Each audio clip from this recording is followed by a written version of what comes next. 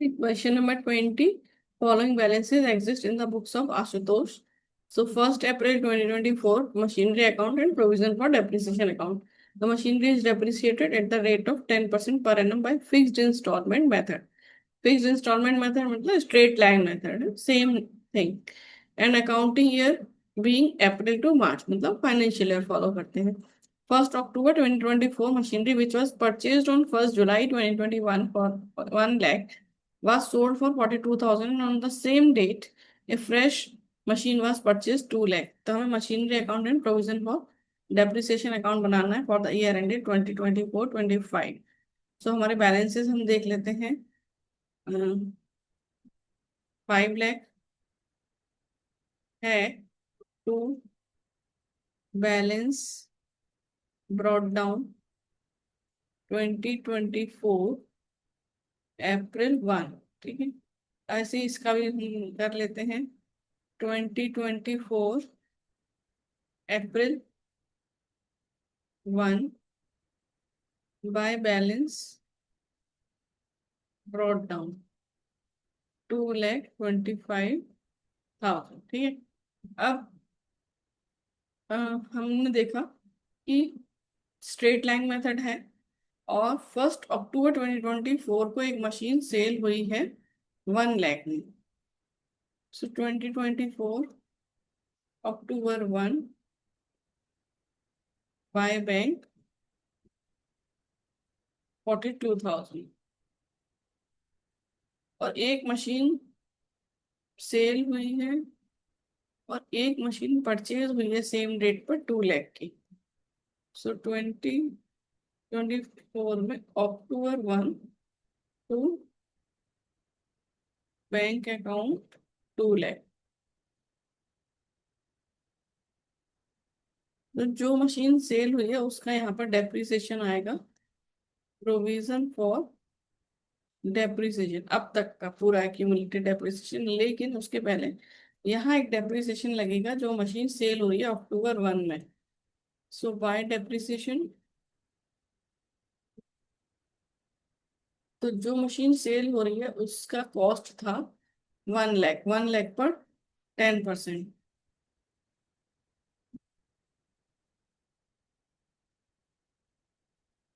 6 months. सो 5,000. और यहाँ पर हम करेंगे 2024 October 1 टू मशीनरी. तो जो हमारे एसिड सेल हो रही है उसका अब तक का डेप्रिसिएशन यहाँ पर आ जाएगा.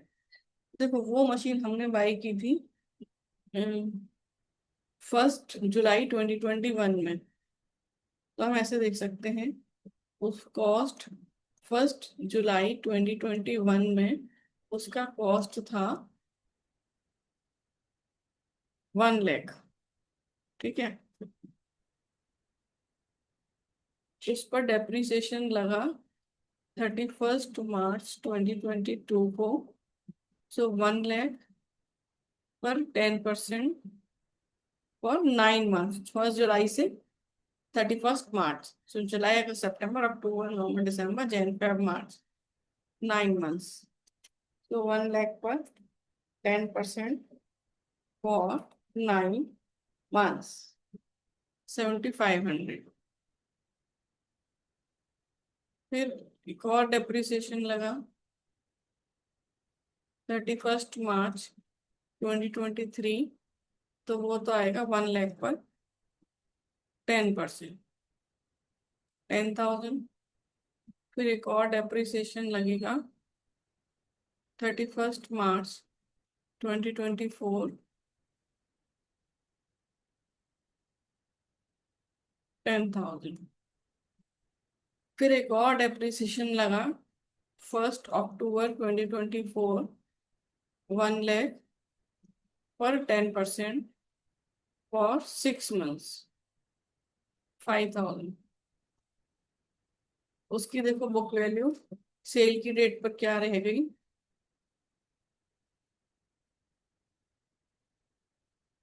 सो 1 लाख माइनस 7,500 माइनस 10,000, 10,000, 5,000, 67,500।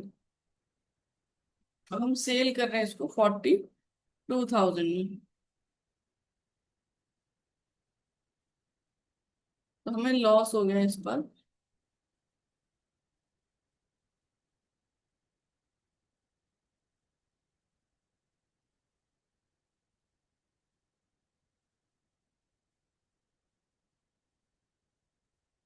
25,500।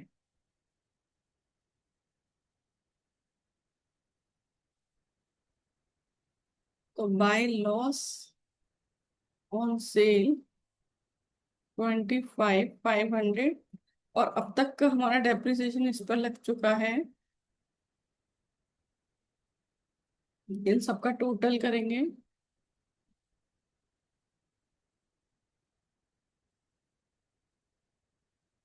32,500। तो ये 32,500 हमारे यहाँ मशीनरी में जाएगा, और ये मशीनरी में चला जाएगा 32,500।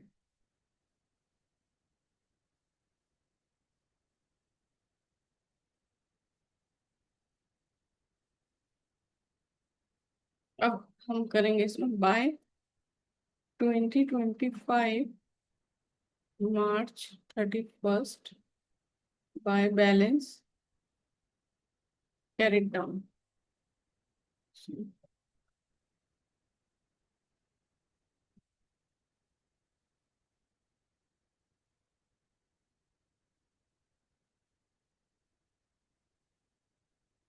सो टोटल इज 7 लाख, और यहाँ पर भी 7 lakh minus 42,000 minus 32,500 minus 25,500, 6 lakh.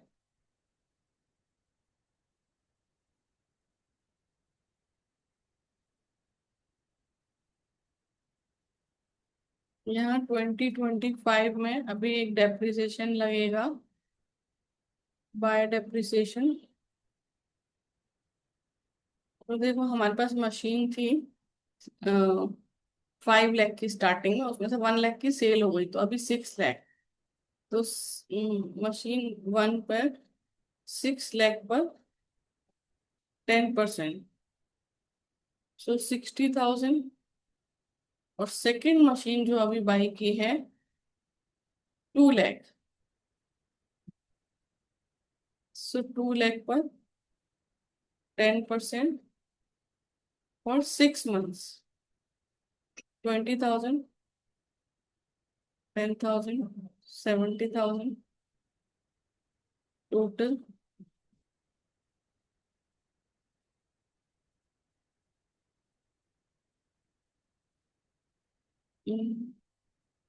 2,25,000 plus 5,000 plus 70,000, so 3 lakh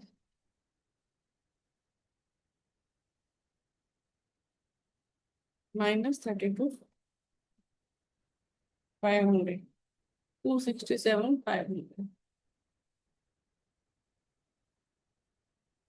to balance seeding.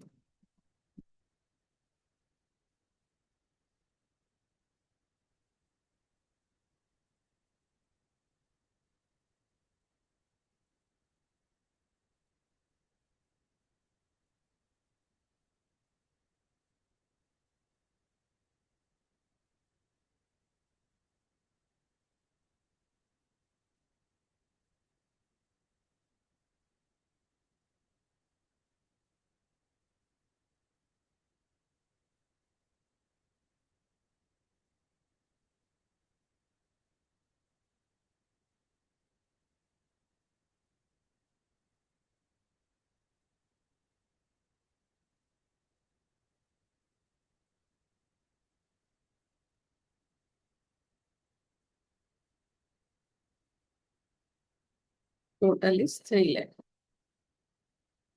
So question done.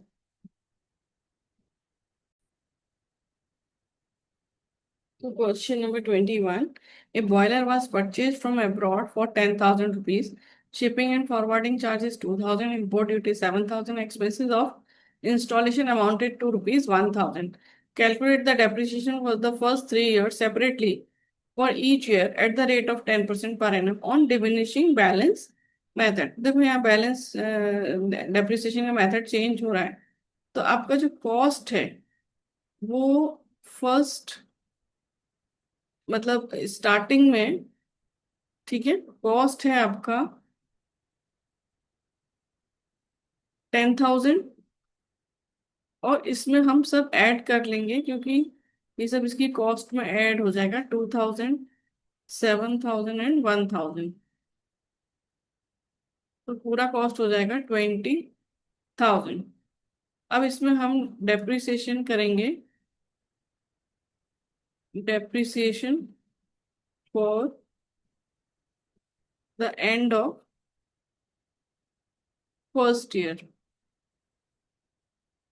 सो 20,000 पर 10%, तो ये आ जाएगा 2,000।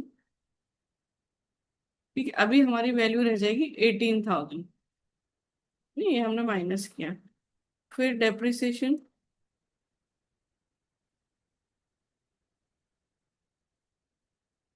Depreciation at the end of second year.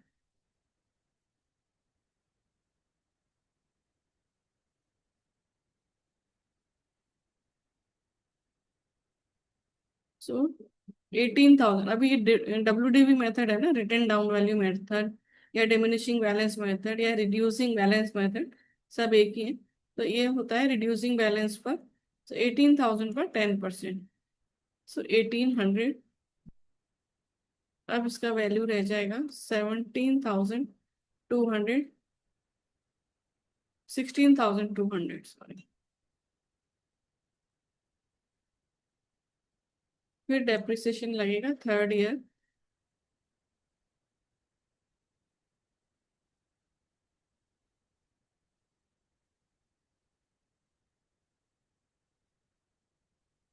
तो 16,200 का 10%, 1620,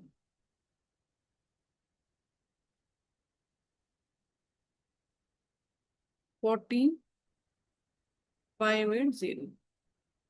ठीक है, तो ये हमारा ऐसे बैलेंस हो गया 14,580, बैलेंस आफ्टर 3 years।